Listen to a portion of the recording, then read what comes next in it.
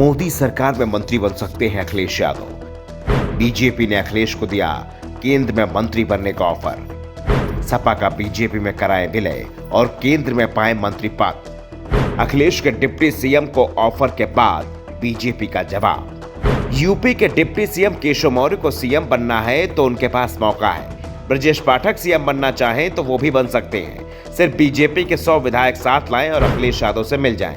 अखिलेश उन्हें सीएम बना देंगे। ये ऑफर अखिलेश यादव लगातार दे रहे हैं। रामपुर में चुनाव प्रचार के दौरान भी अखिलेश ने सार्वजनिक मंच से अपना यह ऑफर दोहराया।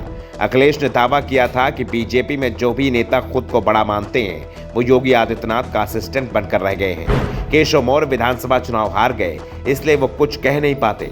ब्रजेश पाठक को तो पता ही नहीं चलता और उनके विभाग में ट्रांसफर हो जाते हैं। ब्रजेश पाठक सिर्फ नाम के डिप्टी सीएम है, उनकी इतनी भी ताकत नहीं है कि एक सीएमओ का ट्रांसफर करा सके। योगी का असिस्टेंट बनने से अच्छा है कि वो 100 विधायक लाएं और सीएम बन जाएं।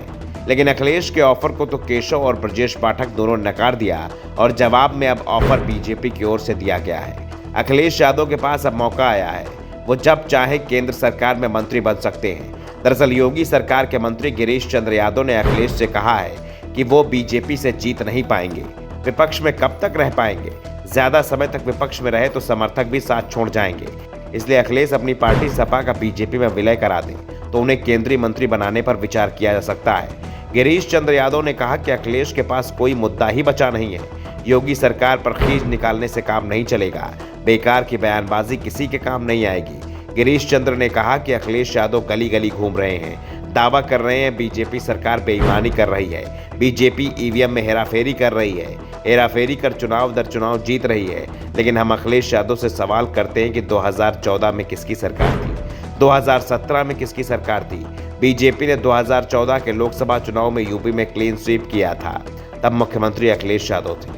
2017 के यूपी विधानसभा चुनाव में यूपी के परिणाम भी बीजेपी के हक में रहे, हमें बड़ी जीत मिली, तब भी सीएम अखिलेश यादव ही थे।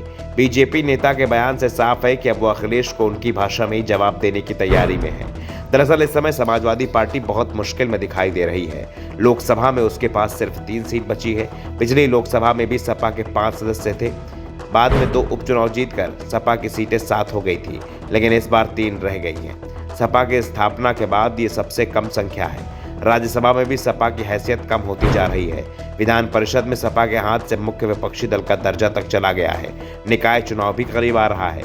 ऐसे में अखिलेश यादव को नए सिरे से रणनीति बनानी पड़ रही है। जिस चाचा शिवपाल से वो दूर भाग रहे थे, मुलायम के तमाम दबावों के बावजूद शिवपाल को सपा में रखने को तैयार नहीं दिख रहे थे, आज शिवपाल के साथ कंधे से कंधा मिलाकर खड़े दिखाई दे रहे हैं। बीजेपी इस पर निशाना साध रही है, दावा कर रही है कि ये साथ सिर्फ 8 दिसंबर तक का है।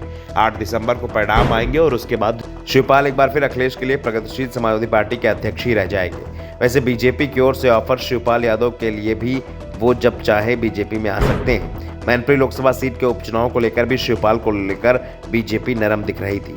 दावा किया जा रहा था कि बीजेपी ने शिवपाल को टिकट का ऑफर दिया है, लेकिन शिवपाल यादव ने ही चुनाव लड़ने का साहस नहीं दिखाया।